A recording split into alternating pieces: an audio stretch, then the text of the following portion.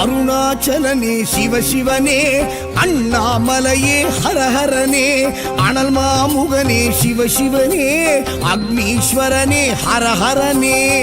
சிவசிவனே ஹரஹரனே, ஹரஹர சிவ சிவ சங்கரனே, தென்னாடுடைய சிவசிவனே, என் நாட்டவர்க்கும் இறையவனே.